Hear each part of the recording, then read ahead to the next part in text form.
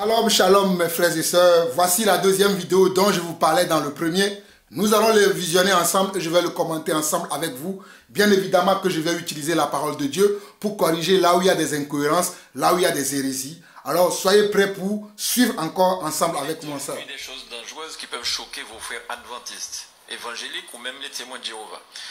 Vous dites que Marie n'a jamais commis de péché, que Marie, alors que tout homme qui vient au monde, tout homme qui vient au monde avec le péché. Tout homme vient au monde avec le péché.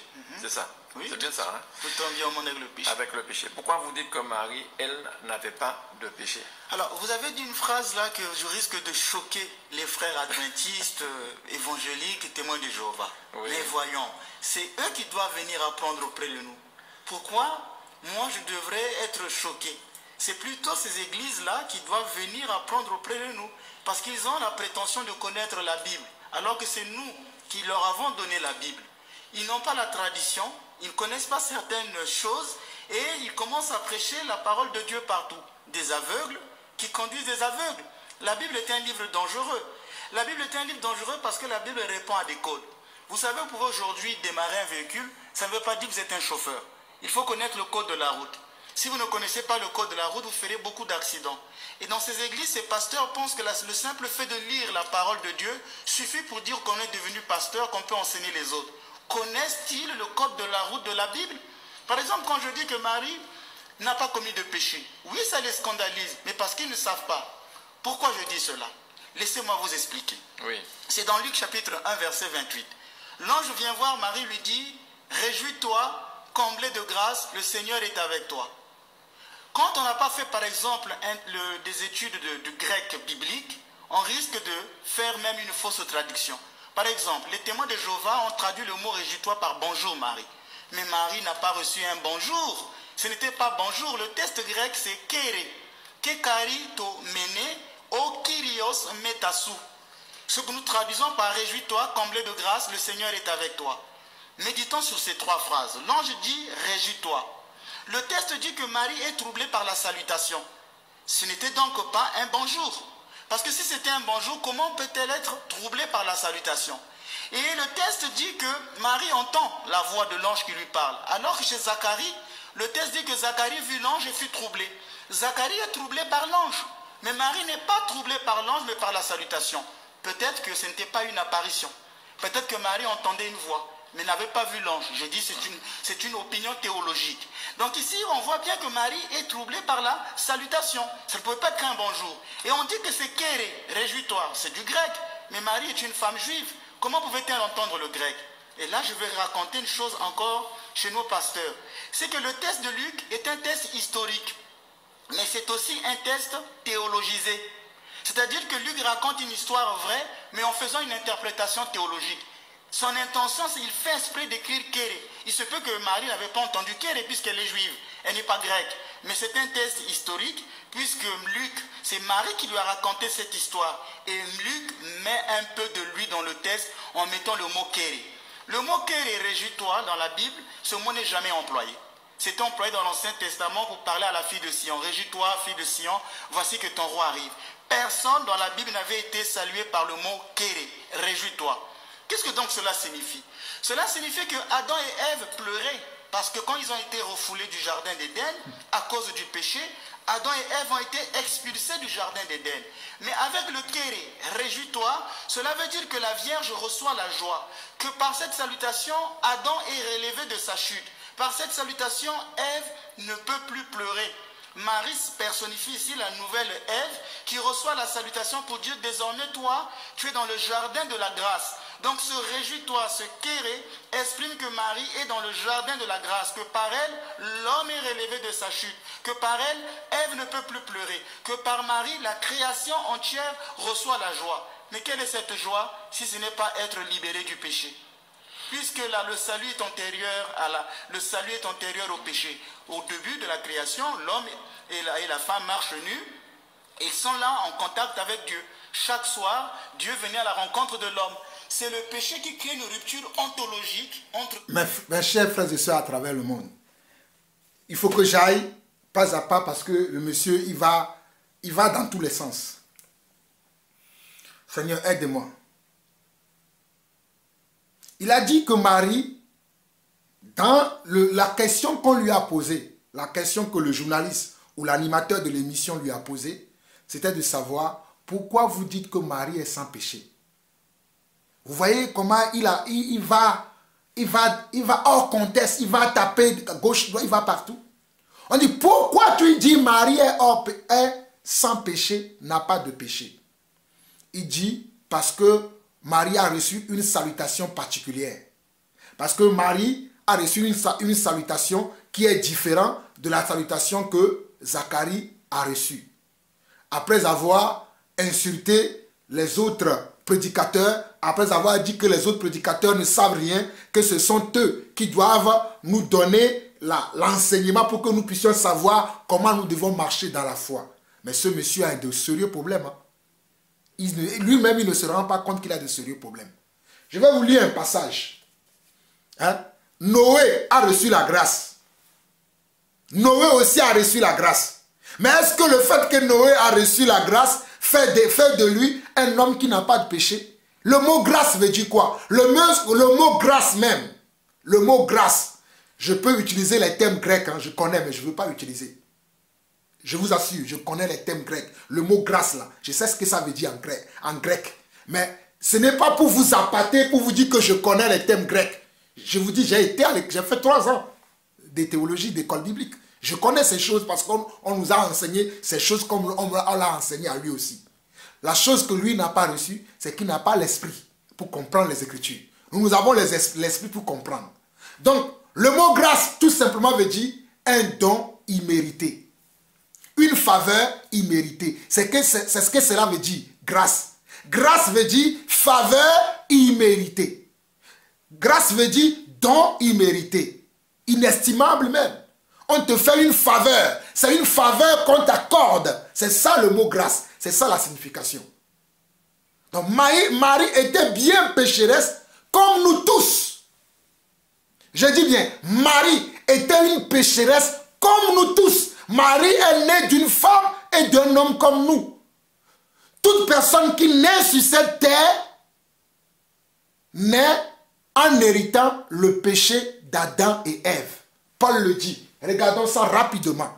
Ne laissons pas les gens nous venir raconter n'importe quoi parce que soi-disant, ils ont fait des écoles théologiques, soi-disant, ils ont reçu plus que nous. Non, nous avons reçu l'enseignement par ceux qui ont été des témoins oculaires. Les témoins oculaires nous ont enseigné. Je l'ai dit dans la première partie, que les témoins oculaires nous ont enseigné. Dans Romains chapitre 3, le verset 9 au verset 12, il est écrit ceci. Quoi donc? Sommes-nous plus excellents? Quoi donc? Sommes-nous plus excellents? Est-ce que Marie est-elle plus excellente? Absolument pas. Marie n'est pas plus excellente. Je respecte ma sœur Marie, que je verrai au ciel, parce que Marie n'a jamais voulu qu'elle soit traitée aujourd'hui comme elle est traitée. Mais ce sont les hommes qui ont fait d'elle. Ce sont les hommes qui ont fait d'elle une religion aujourd'hui. Qui ont fait d'elle maintenant une image à adorer. Marie elle-même était une femme soumise, une femme qui respectait la parole de Dieu. Alors ma soeur Marie, nous nous verrons au ciel. Mais ce monsieur-là, lui se trompe. Il faut qu'il écoute cette vidéo. Montrez-lui ça. Et s'il veut qu'il m'invite, il prend sa Bible, je prends ma Bible. Il va fuir. Il prend sa Bible, je prends ma Bible. Vous voyez qu'il est seul là-bas pour dire n'importe quoi. Il faut qu'il m'invite. On va s'asseoir, il prend sa Bible, je vais prendre ma Bible. Il dit, on lui donne 5 minutes. Il parle, on me donne 5 minutes, je parle. On lui donne 5 minutes, il parle. On me donne 5 minutes, je parle. À la fin, c'est lui qui fuira. Verset 9, on nous dit, quoi donc? Sommes-nous plus excellents? On nous dit nullement. Car nous avons déjà prouvé que tous, il n'est pas marqué ici à l'exception de Marie. Car on nous dit, car nous avons déjà prouvé que tous, juifs et grecs, sont sous l'empire du péché. Sont sous l'empire du péché veut dire, ont un problème avec le péché, émanent le... Oh, Rabosa, Seigneur, aide-moi. Sont sous l'empire du péché veut dire, sont sous la domination du péché. le péché domine en eux. Le péché domine en eux. Romains 3, verset 9 dit, quoi donc? Sommes-nous plus excellents? Nullement. Car nous avons déjà prouvé que tous, juifs et grecs, sont sous l'empire du péché. Selon qu'il est écrit, nous nous basons sur ce qui est écrit. Nous ne vantons pas, nous ne donnons pas une information particulière parce que soi-disant, nous avons fait une école théologique, nous avons une révélation. Non, la révélation se trouve même dans les Écritures. Il faut juste avoir l'esprit. Il faut juste avoir l'esprit de Dieu pour comprendre les Écritures.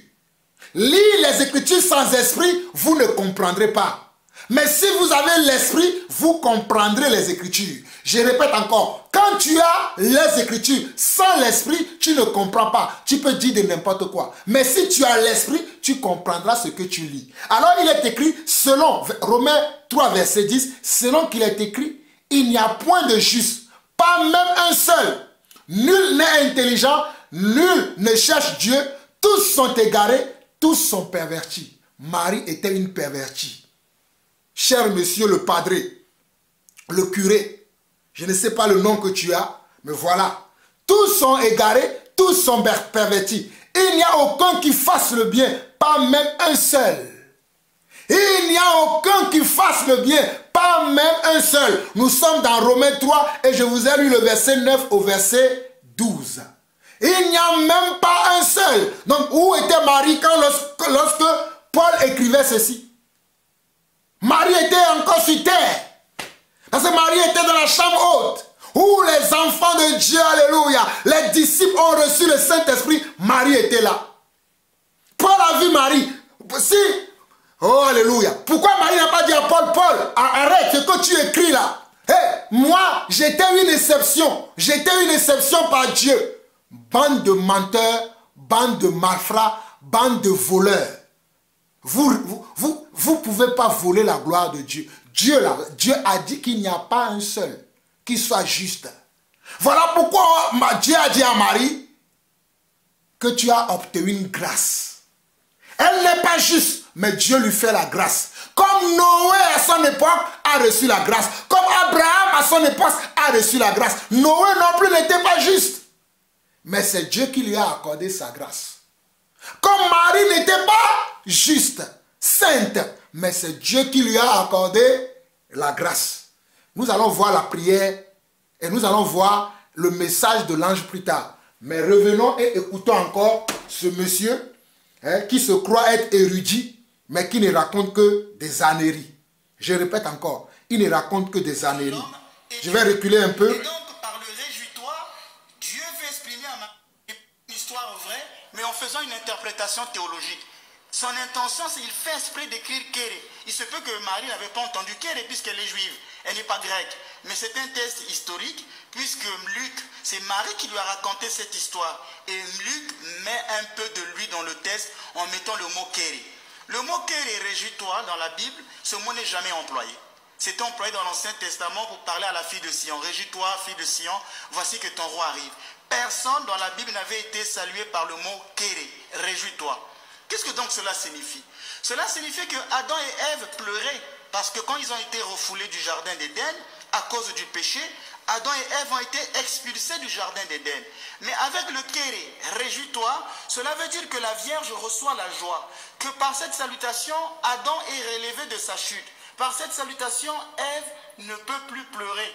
Marie personnifie ici la nouvelle Ève qui reçoit la salutation pour dire désormais toi, tu es dans le jardin de la grâce. Donc ce réjouis-toi, ce Kéré exprime que Marie est dans le jardin de la grâce, que par elle, l'homme est relevé de sa chute, que par elle, Ève ne peut plus pleurer, que par Marie, la création entière reçoit la joie. Mais quelle est cette joie si ce n'est pas être libéré du péché?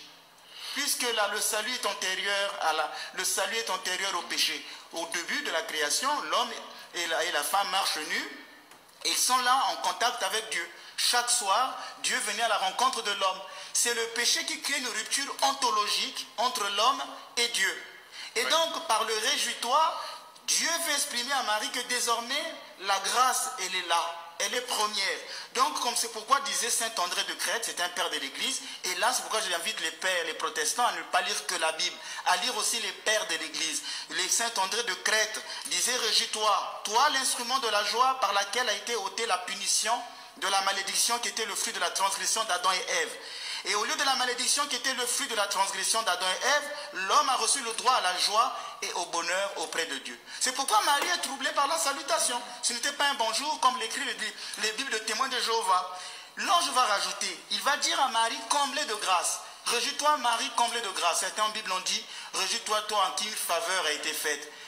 Évitez de tromper les gens. Repartez vers les textes originels et les textes originaux. À cesser de tromper les gens. Ce n'était pas toi qui a reçu une faveur. C'était comblé de grâce. Et Marie dans la Bible est la seule femme à recevoir ce titre de comblé de grâce. C'est la seule femme. Vous qui aimez prêcher sur Sarah, qui aimez prêcher sur Ruth, les femmes de l'Ancien Testament, mais relisez la Bible dans toute sa plénitude. Personne n'avait été salué par le terme comblé de grâce. Et encore, c'est un archange qui le dit. C'est un archange, ce n'est pas n'importe quel ange, c'est l'ange Gabriel qui lui dit, mais toi tu es comblé de grâce. Aucune femme n'avait été saluée par cette salutation. Que signifie le mot comblé de grâce? Dans le grec, c'est kekaritomène. C'est une traduction, c'est un verbe qui vient du karitou, qui a donné charisme. C'est un passif grec qui veut montrer qu'en toi, il y a quelque chose de stable. Dernièrement, je vous disais, si je dis, il est en train de mourir, c'est une action qui se fait. Il est mort, l'action est définitive. Et donc c'est un passif qui montre qu'en Marie, il y a quelque chose de permanent, comblé de grâce. En d'autres termes, sans péché. Tu es sans péché. Cette salutation montre que Marie est gratifiée d'une grâce permanente et stable. Or, quelle est cette grâce qui ne viserait pas la libération du péché? Marie est donc la première rachetée, en prévision de... Vous avez vu? Vous avez vu l'hérésie de ce monsieur? Waouh, quelle hérésie! Donc le fait que l'ange est venu dire à Marie, vous êtes comblée de grâce, ça fait d'elle la première rachetée. Quel mensonge, quel blasphème, quelle hérésie! Car tous sans péché sont privés de la gloire de Dieu. Car tous sont péchés. Voilà ce que les Écritures disent. Car tous ont péché et sont privés de la gloire de Dieu. Voilà ce que nous, les Écritures nous disent. On n'a pas dit qu'à tous ont péché à l'exception de Marie. L'Écriture n'a pas dit qu'à tous ont péché à l'exception de Marie. Hé, Padre, écoute-moi très bien. Tu écoutes le serviteur Jean-Paul Lawson. Voilà. Car l'Écriture a dit qu'à tous ont péché et sont privés de la gloire de Dieu. Ne venez pas raconter vos histoires. Et en plus, tu as dit que voilà pourquoi tu conseilles aux protestants et tous les autres entités qui doivent lire les pères de l'Église et qui doivent lire le père Saint-André de Thorez ou de Thomès, je ne sais pas ce que tu as dit là. Donc le père Saint-André de Thomès, il est plus grand que l'apôtre Paul. Ton père Saint-André de Thomès là ou de Thorez, il est plus grand que l'apôtre Paul. Il est plus grand que l'apôtre Pierre. Il est plus grand que l'apôtre Jean. Il est plus grand que Étienne. Ceux qui ont été des témoins, qui ont vécu dans la parole, qui ont vécu avec l'Esprit de Dieu. Toi, pour toi, nous devons aller écouter le Père Saint-André de Thomès ou de Thorez. Bande d'incrédules. Bande d'incrédules. Nous écoutons ce que les pères de l'Église ont dit. Les pères de l'Église, ce n'est pas le Père Saint-André de Thorez que tu as donné là. Que tu as nommé tout à l'heure. Les pères de l'Église, ce ne sont pas ces messieurs-là. Ce sont les gens comme Pierre, les gens comme Paul, les gens comme Jean, les gens comme Étienne, les gens comme Jude, les gens comme Jacques. Ce sont eux qui sont les pères de l'Église. Ce sont eux que nous écoutons. N'importe quoi. Bande d'incrédules. Je vais revenir. Écoutons encore un peu. Je vais reculer un peu. Et je vais laisser jusqu'à la fin et je vais commenter maintenant avec des détails bibliques. Qui a reçu une faveur, c'était comblé de grâce. Et Marie dans la Bible est la seule femme à recevoir ce titre de comblé de grâce. C'est la seule femme. Vous qui aimez prêcher sur Sarah, qui aimez prêcher sur Ruth, les femmes de l'Ancien Testament, mais relisez la Bible dans toute sa plénitude. Personne n'avait été salué par le terme comblé de grâce. Et encore, c'est un archange qui le dit. C'est un archange, ce n'est pas n'importe quel ange, c'est l'ange Gabriel qui lui dit, mais toi tu es comblé de grâce. Aucune femme n'avait été saluée par cette salutation. Que signifie le mot comblé de grâce? Dans le grec, c'est kekaritomène. C'est une traduction, c'est un verbe qui vient du karitou, qui a donné charisme. C'est un passif grec qui veut montrer qu'en toi, il y a quelque chose de stable. Dernièrement, je vous disais, si je dis, il est en train de mourir, c'est une action qui se fait. Il est mort, l'action est définitive. Et donc, c'est un passif qui montre qu'en Marie, il y a quelque chose de permanent, comblé de grâce. En d'autres termes, sans péché. Tu es sans péché. Cette salutation montre que Marie est gratifiée d'une grâce permanente et stable. Or, quelle est cette grâce qui ne viserait pas la libération du péché? Marie est donc la première rachetée, en prévision des mérites de Jésus-Christ. Elle est la première. C'est faux. Rachetée. Marie n'est pas encore rachetée. C'est faux. Tu as menti, monsieur. Parce que nous aussi, nous serons le peuple de rachetés. Donc Marie est la première des rachetés. Elle est au terme du chemin et nous, nous sommes sur la route qui mène.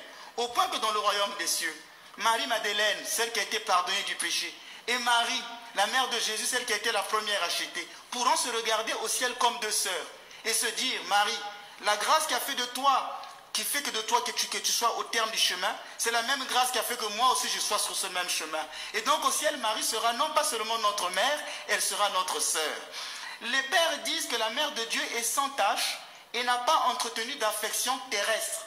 Ce qui veut dire que toute sa vie, à cause de cette grâce d'être comblée de grâce, Marie n'a jamais commis aucun péché. C'est pourquoi dans l'église orthodoxe, on chante qu'elle est plus vénérable que les chérubins. Elle est incomparablement plus glorieuse que les séraphins. Mais quel blasphème! Gabriel est arrivé. Non mais attendez. Ce monsieur-là, vous écoutez ce qu'il raconte? Que Marie est sans péché. Mais quelle Bible as-tu lu? Quelle école théologique tu as fait? Alors, ce que je t'ai lu tout à l'heure, dans Romains, tu ne l'as pas entendu? Peut-être tu n'as pas entendu, je vais te lire Romains 5 alors.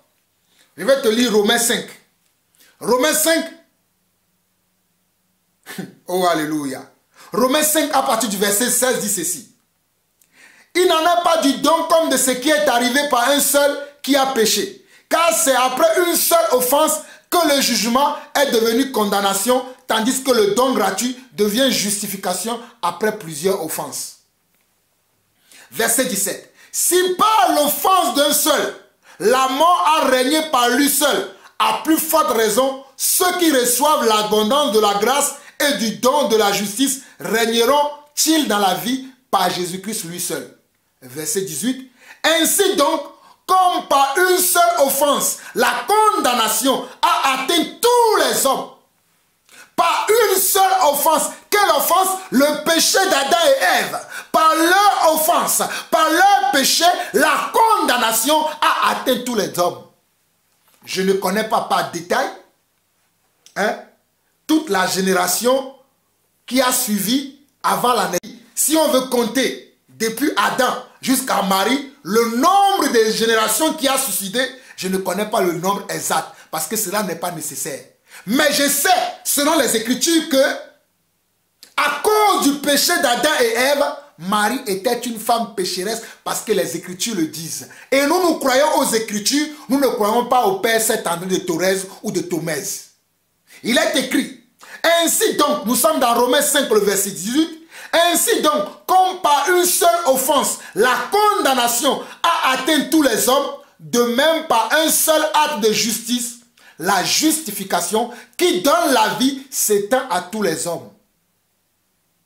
Pas la justification de qui? De Jésus. C'est Jésus qui justifie. Je continue au verset 19. Car, comme par la désobéissance d'un seul, beaucoup ont été rendus pécheurs. Romains 5, verset 19. Car, comme par la désobéissance d'un seul homme, beaucoup ont été rendus pécheurs. Par la désobéissance d'un seul homme. Quel homme? Adam et Ève, alléluia. Comme par la désobéissance d'Adam et Ève, le péché a atteint le monde entier. En d'autres termes, c'est ce que nous pouvons dire. Par la désobéissance d'Adam et Ève, le péché a atteint le monde entier. Mais le monsieur là me vient de dire que Marie est sans péché. Mais tu es un menteur. Tu mens à la lumière du jour comme ça. N'as-tu pas honte? L'animateur devait te fermer la bouche, mais moi je te ferme la bouche aujourd'hui au nom de Jésus-Christ. Je te ferme la bouche. Tu es un menteur. Marie est une femme pécheresse. Qu'est-ce que tu racontes? Des hérésies comme ça. Il est écrit dans Romains 5, le verset 19, car comme par la désobéissance d'un seul homme, beaucoup ont été rendus pécheurs, de même par l'obéissance d'un seul, beaucoup seront rendus justes. Par l'obéissance de qui? De Jésus. C'est Jésus qui a été obéissance. Il a été obéissant jusqu'à la mort de la croix. Et c'est par son obéissance que nous devenons justes. C'est Jésus qui justifie. C'est Jésus qui justifie.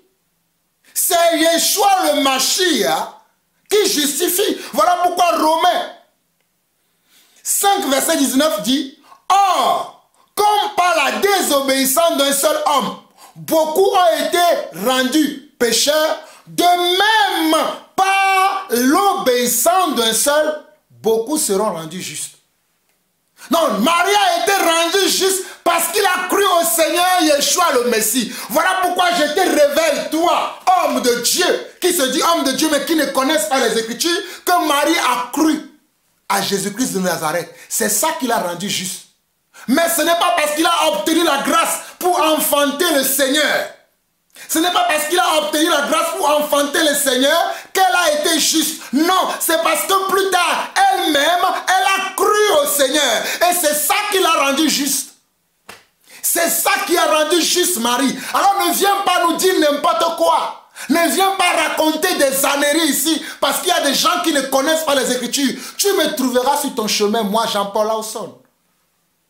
Non, je ne peux pas vivre au même temps que toi et te laisser dire de n'importe quoi sur les chaînes de télévision.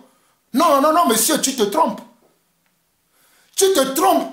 Et tu te trompes très gravement. Ce que tu as dit est un blasphème contre le Seigneur. Que Marie est sans péché. C'est dans quelle Bible tu as lu ça? Comment tu peux dire une telle ânerie, une telle bêtise aux yeux de tout le monde? Et je vois les gens sont là à applaudir. Moi, je te dis que tu as commis un blasphème contre le Seigneur. Marie est sans péché. Même Paul, qui était un grand blasphémateur, n'a pas commis de tels péchés comme toi. Paul, qui était un grand blasphémateur, n'était pas là pour faire des choses comme toi. Toi, tu as, waouh, quel péché, que le Seigneur ait pitié de ton âme, que le Seigneur ait pitié de toi. Monsieur, tu ne connais pas les Écritures. Allez, ou bien c'est moi. Bon, écoutez jusqu'à la fin, et je vais venir sur la salutation de l'ange pour vous expliquer encore davantage. Je vais vous laisser suivre jusqu'à la fin et je vais revenir. Suivez. Qui est plus belle que nous. Marie, elle est comblée de grâce. Elle a une grâce, une beauté qui fait qu'elle soit au-dessus des anges.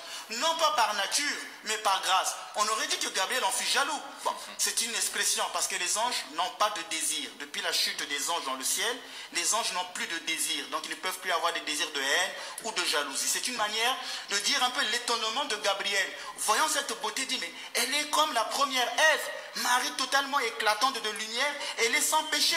C'est pourquoi l'église orthodoxe l'appelle la Panagia, la très sainte, la toute sainte. Elle est immaculée, sans corruption. Elle est en Krantos et pense qu'elle n'a jamais commis de péché actuel. Elle est donc appelée selon cette suprématie, marienne suprématie de sainteté par rapport aux saints et par rapport aux anges. Et c'est pourquoi dans le Cantique des Cantiques, Salomon disait que tu es belle mon ami, que tu es belle. En toi, il n'y a point de tache.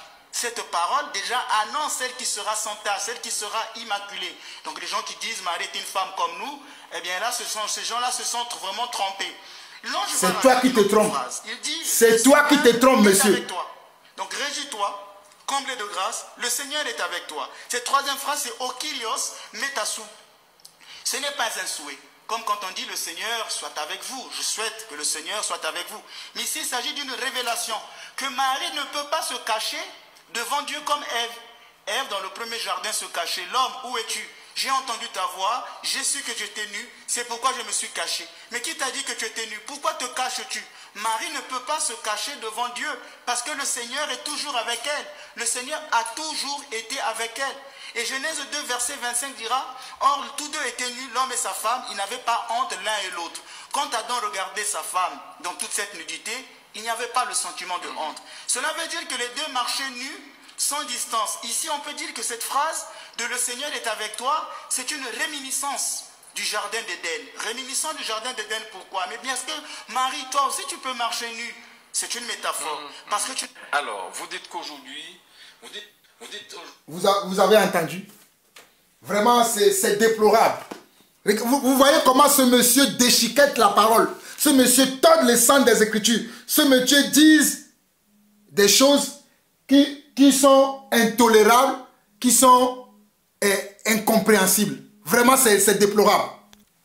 Hein? C'est très déplorable, c'est très grave ce que ce monsieur est en train de dire. Je ne sais pas si vous imaginez un peu. Dans la Bible, si nous voyons Luc chapitre 1, ce même passage se trouve dans le livre de Matthieu, de Marc, mais je vais prendre Luc, parce qu'il parlait beaucoup de Luc lui aussi. Et c'est l'évangile de Luc qu'il est en train de commenter. Donc moi aussi je vais prendre Luc. Si nous prenons Luc chapitre 1 à partir du 26e verset, la prière qu'il est en train de déchiqueter, qu'il est en train de donner un autre sens au message qu'eux ils ont transformé dans l'église catholique, qui a une branche qui est l'église orthodoxe, où c'est devenu une prière. Regardez ce que la Bible dit, la parole de Dieu dit. Nous sommes dans Luc 1 à partir du verset 26, il dit ceci.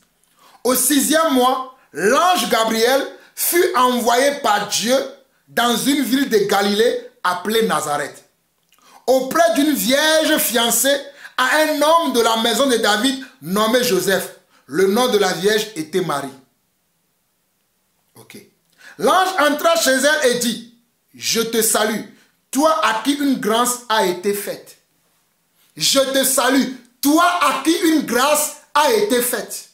Je te salue, toi à qui une grâce a été faite. Je confirme ici que Marie n'est pas la seule femme qui a reçu la grâce de Dieu.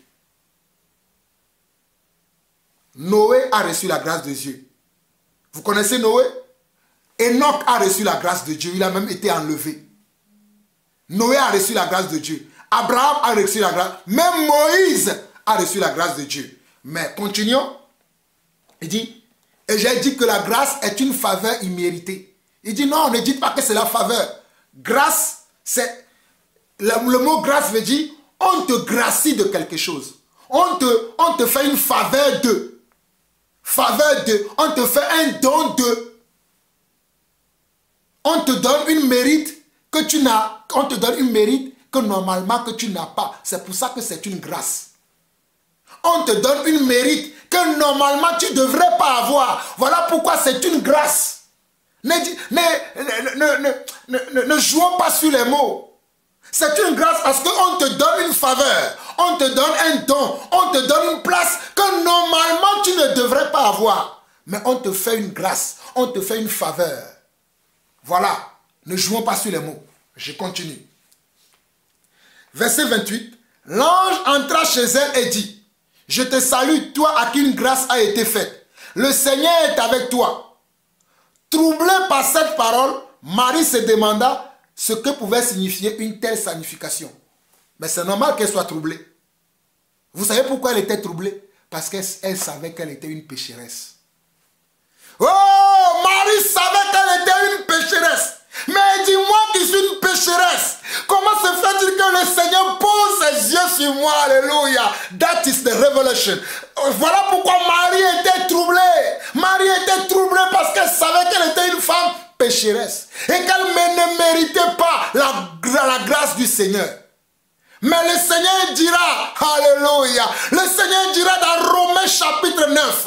Voilà, les gens vont me dire, mais pourquoi tu dis ça? Parce que le Seigneur fait comme il veut. Le Seigneur est souverain, il fait comme il veut. Il n'a pas besoin de mes opinions, il n'a pas besoin de tes opinions. S'il décide d'accorder sa grâce au plus méchant des méchants sur la terre, c'est lui qui a décidé. Quel est ton problème là-dedans? S'il décide d'accorder sa faveur au plus misérable des misérables des hommes sur la terre, c'est lui qui a décidé. Quelle est ta grâce là-dedans? Marie était troublée parce qu'elle savait qu'elle était une pécheresse. Elle connaissait sa situation. Voilà pourquoi elle s'est dit, waouh, pourquoi dans cet état, le Seigneur daigne poser ses regards sur moi? Oh, moi qui suis une femme pécheresse, qui est née d'un homme et d'une femme, qui est aussi issue, comme on l'a vu dans Romains 5, le verset 19, qui est aussi pécheur, pécheresse, comment Dieu a pu poser ses regards sur moi. Avant de continuer le reste de la lecture, je vais vous montrer dans Romains chapitre 9 ce que Dieu dit.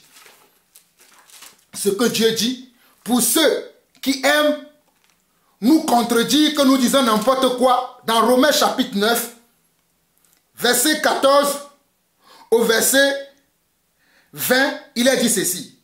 Que dirons-nous donc? Y a-t-il un Dieu de l'injustice? Que dirons-nous donc? Y a-t-il un Dieu de l'injustice? Pourquoi Dieu va accorder une grâce imméritée à Marie, mais pas à toutes les autres femmes, pas à tous les autres hommes, pas à tout le monde?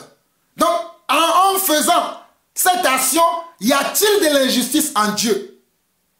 Voilà pourquoi cette écriture est écrite dans la Bible. Il est dit, y a-t-il un Dieu de l'injustice? Loin de là. Car il a dit à Moïse, je ferai miséricorde à qui je fais miséricorde et j'aurai compassion de qui j'ai compassion. En d'autres mots, grâce veut dire encore miséricorde. Grâce veut dire encore, c'est le synonyme de mise. Grâce à son synonyme, c'est la miséricorde. C'est la miséricorde. Oui, je te le dis, Padre. Je continue. Verset 16. Ainsi donc, cela ne dépend ni de celui qui veut, ni de celui qui court, mais de celui qui fait miséricorde. Car l'Éternel dit à Pharaon, je t'ai suscité à dessein pour montrer en toi ma puissance et afin que mon nom soit publié par toute la terre. Vous voyez? Je continue. Ainsi, il fait miséricorde à qui il veut et il endurcit qui il veut. Tu me diras, pourquoi blâme-t-il encore? Je vous ai prévenu. Tu me diras, pourquoi blâme-t-il encore? Car qui est-ce qui résiste à sa volonté? Ô homme, toi plutôt, qui es-tu pour contester avec Dieu? Le vase d'argile dira-t-il à celui qui l'a formé, pourquoi m'as-tu formé ainsi? Le vase d'argile dira-t-il à celui qui l'a formé, pourquoi m'as-tu formé ainsi? C'est-à-dire, si quelqu'un qui est ceux qui fabriquent des assiettes, leur nom m'échappe. Hein, il a fait une assiette creuse et une assiette plate. L'assiette plate va dire, pourquoi moi tu m'as formé plate et l'autre tu l'as fait creuse? Parce que c'est celui qui fabrique, qui fait ce qu'il veut. Il donne la forme qu'il veut. Donc Dieu fait grâce à qui il veut. Dieu donne miséricorde à qui il veut. Et Dieu endurcit qui il veut. Ne me posez pas la question pourquoi il est comme ça. Je vous ai montré dans les Écritures. Il fait comme il veut. Alors si nous revenons à à la salutation de l'ange à Marie ici, nous étions au verset 28. L'ange entra chez elle et dit, je te salue, toi à qui une grâce a été faite. Le Seigneur est avec toi. Troublée par cette parole, Marie se demande ce que pouvait signifier une telle salutation. Je vous dis parce qu'elle connaissait sa nature. Elle savait qui elle était. Elle savait qu'elle était une femme pécheresse. Et Marie n'était pas la seule personne qui est troublée lorsque le Seigneur te donne une faveur. Lorsque le Seigneur te donne une faveur, beaucoup de gens sont souvent troublés. Je vais vous lire quelque chose qui s'est passé aussi avec le prophète Ésaïe, rapidement. Prophète Ésaïe, avant de revenir dans le livre de Luc, je vais vous lire quelque chose qui s'est passé avec le prophète Ésaïe, puisque le monsieur là veut nous blaguer. Nous, on connaît les Écritures, on ne peut pas nous tromper. Ésaïe, je vais vous lire Ésaïe rapidement.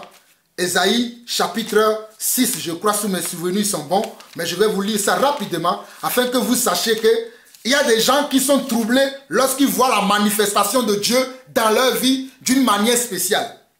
Regardez, dans Ésaïe chapitre 6, je vais lire du verset 1 au verset 10. Il dit ceci. L'année de la mort de roi Osias, je vis le Seigneur assis sur un trône très élevé et les pans de sa robe remplissaient le temple.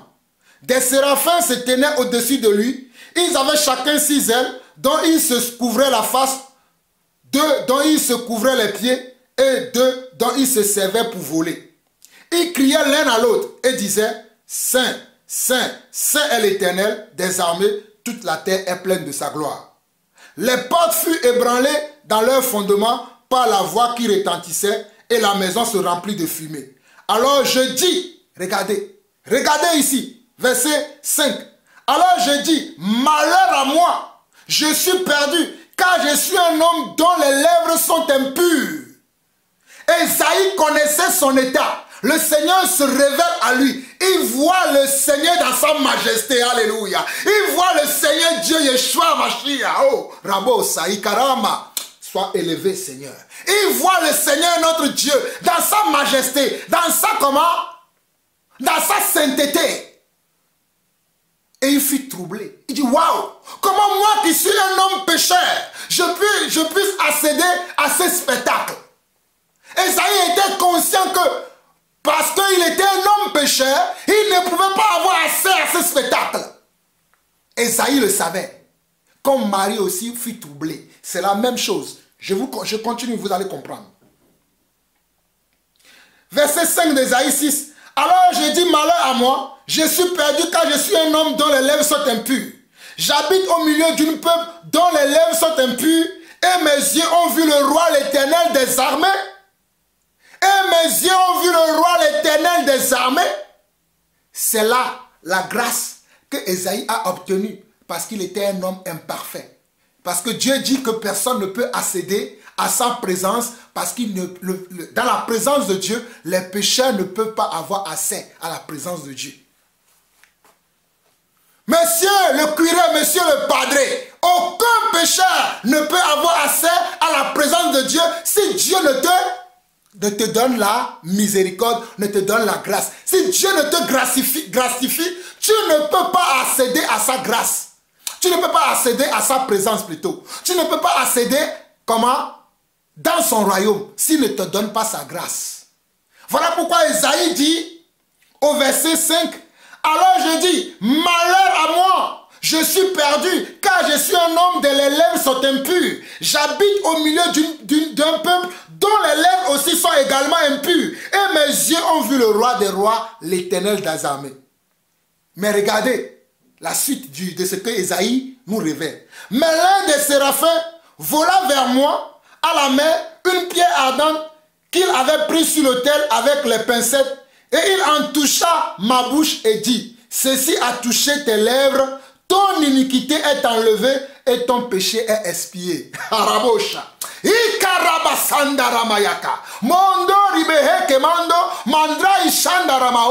Seigneur, sois béni pour ta parole, car ta parole est une lampe sur nos sentiers, ta parole est une lumière sur nos sentiers. Je ferme maintenant la bouche à ce prédicateur de mauvaise langue qui se croit être un prédicateur véridique. Au nom de Jésus, je lui ferme maintenant la bouche afin qu'il arrête d'annoncer des faussetés au peuple. Il est écrit ici, regardez, Ésaïe chapitre 6, verset 6 au verset 7.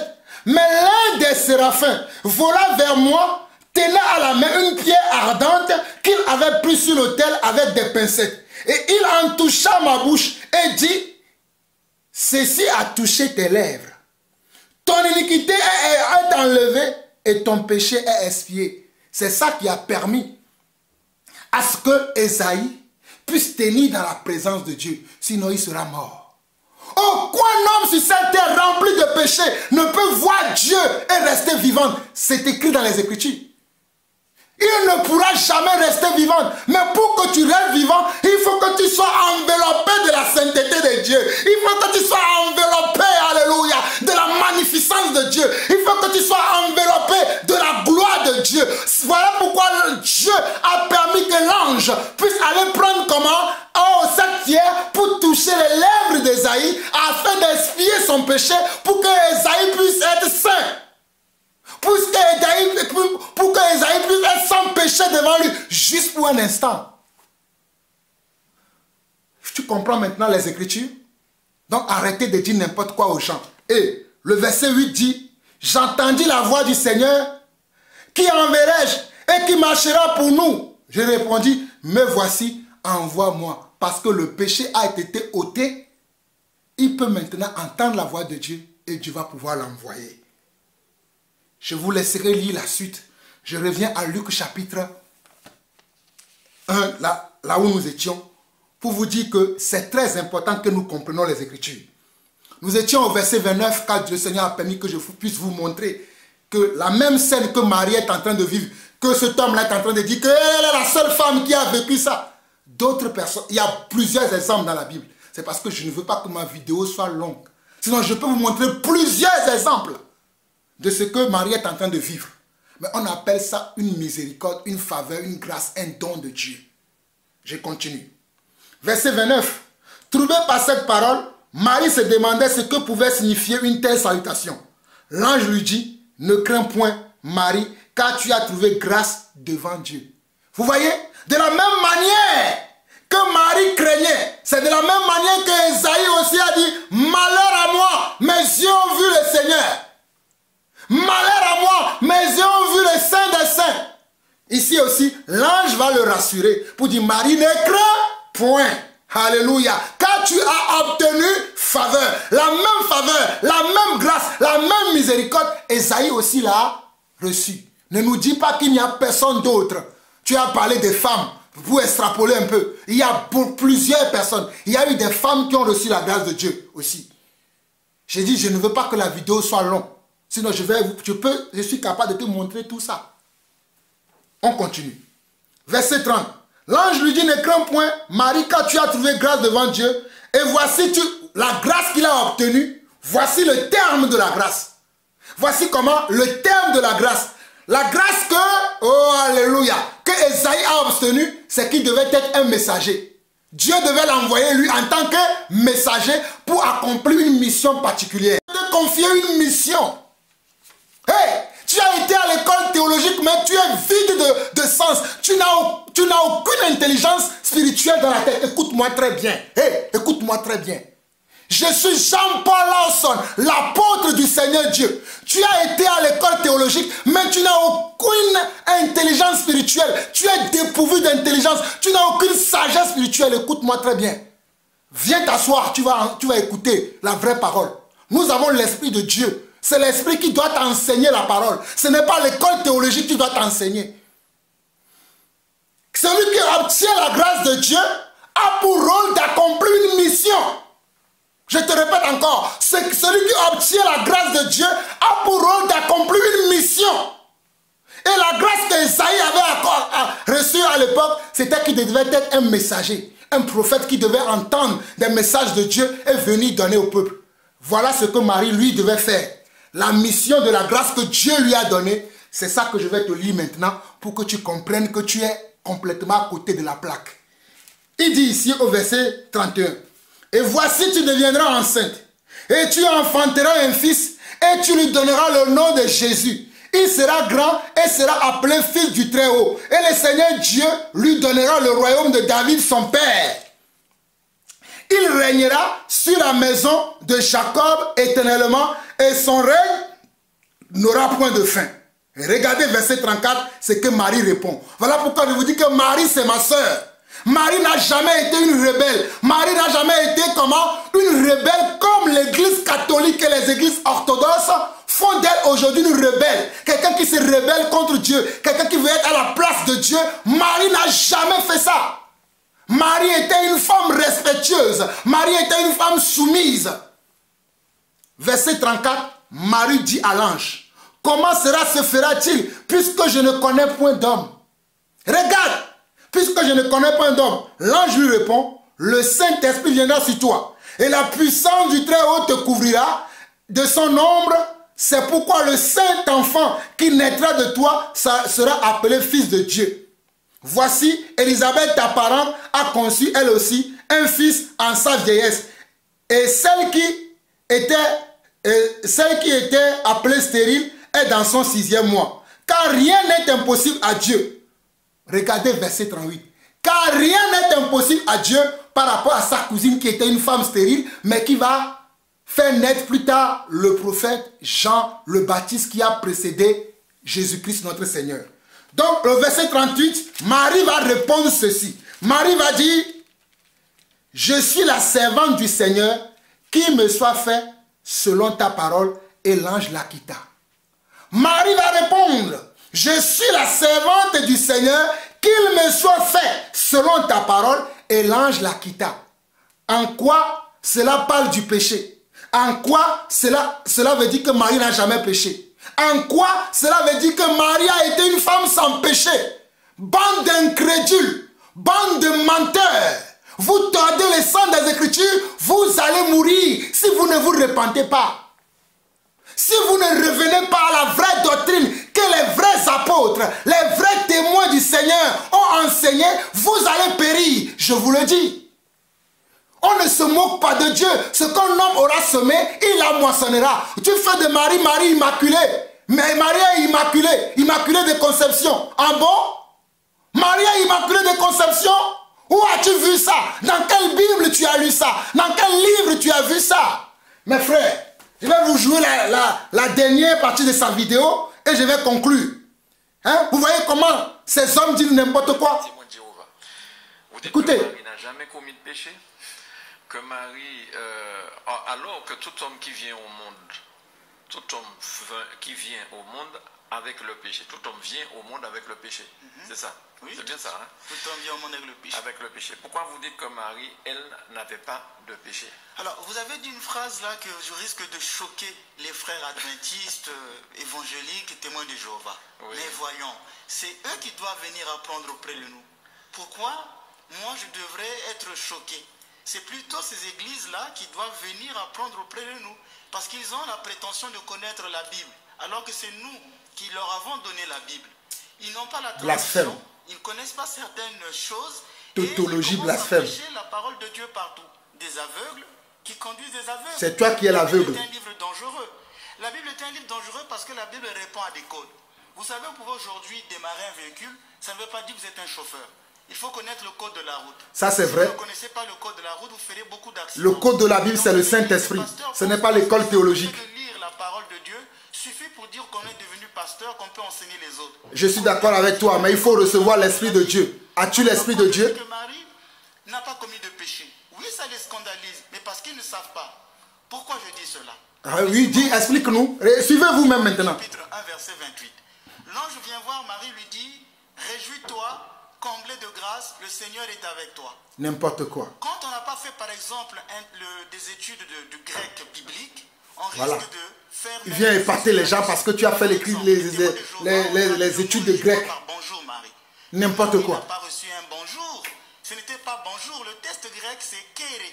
Kekari to mene o kyrios metasu.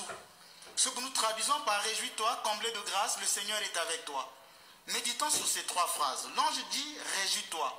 Le texte dit que Marie est troublée par la salutation. Ce n'était donc pas un bonjour. Parce que si c'était un bonjour, comment peut-elle être troublée par la salutation?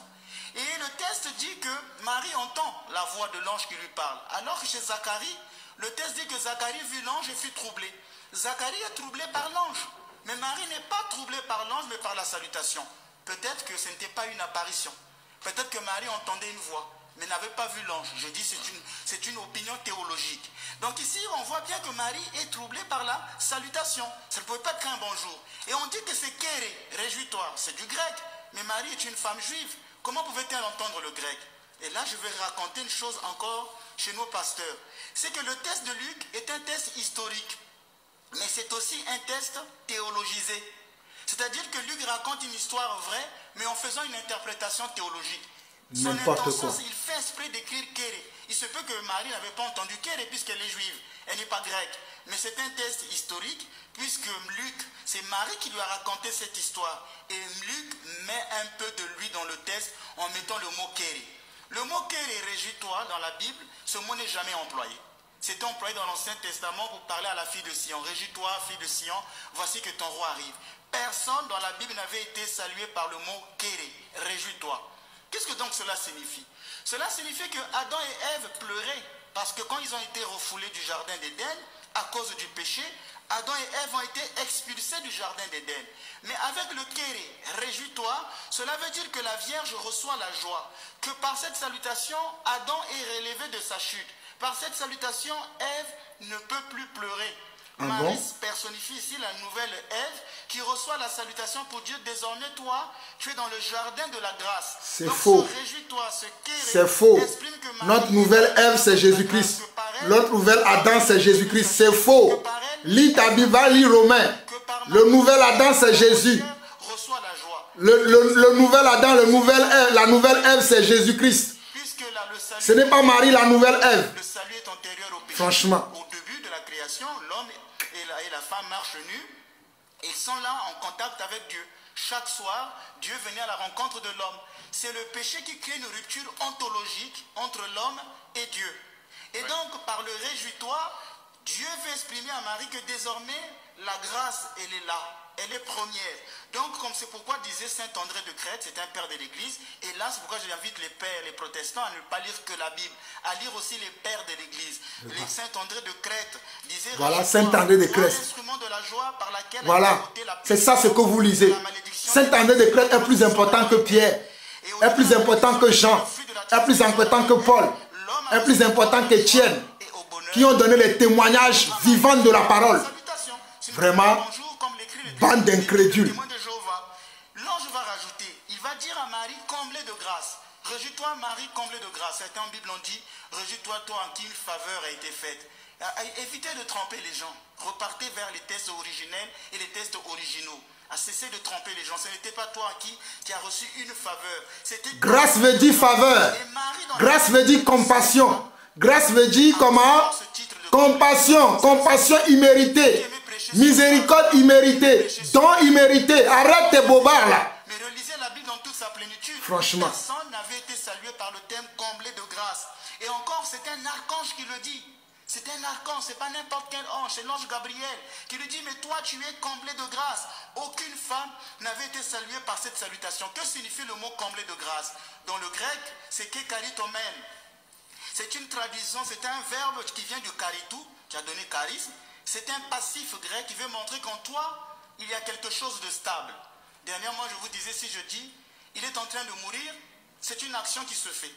Il est mort, l'action est définitive. Et donc, c'est un passif qui montre qu'en Marie, il y a quelque chose de permanent, comblé de grâce. En d'autres termes, sans péché. Tu es sans péché. Cette salutation montre que Marie est gratifiée d'une grâce permanente et stable.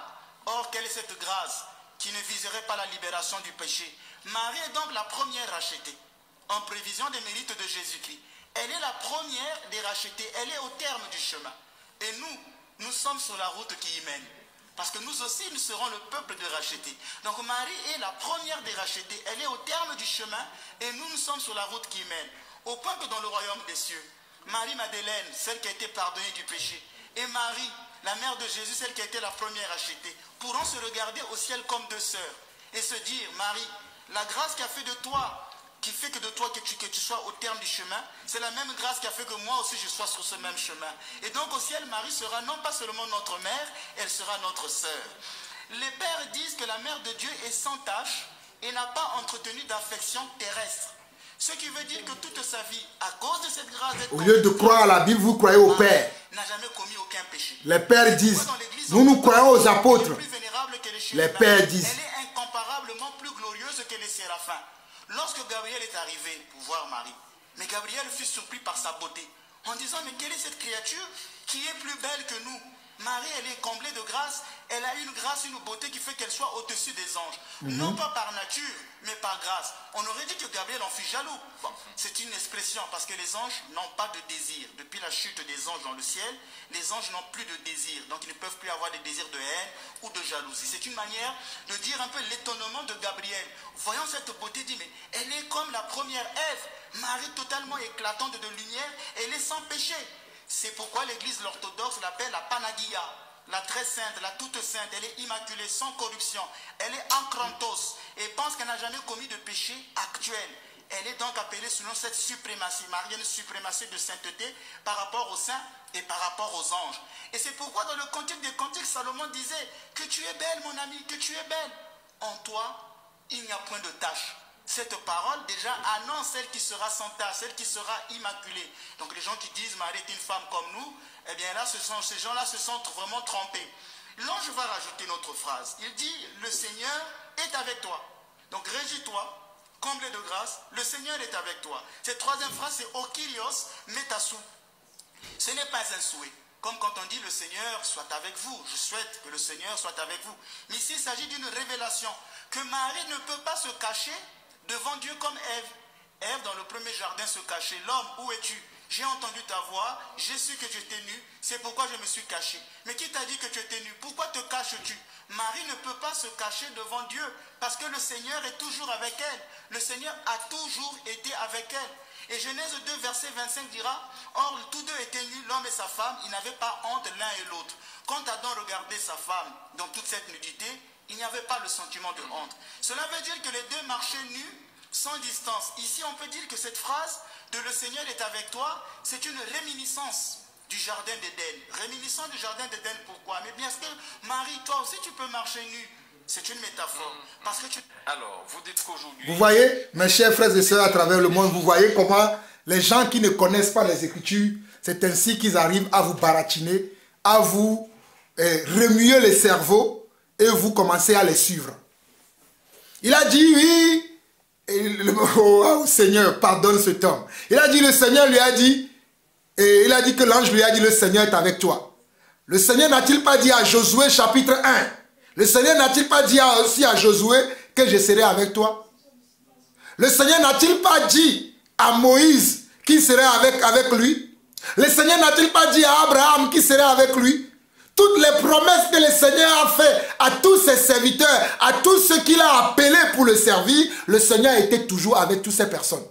Tous ceux qui ont reçu une grâce de la part de Dieu, tous ceux qui ont reçu une promesse de la part de Dieu, tous ceux qui ont reçu une révélation de la part de Dieu, tous ceux qui ont reçu une mission de la part de Dieu, Dieu a été toujours avec eux.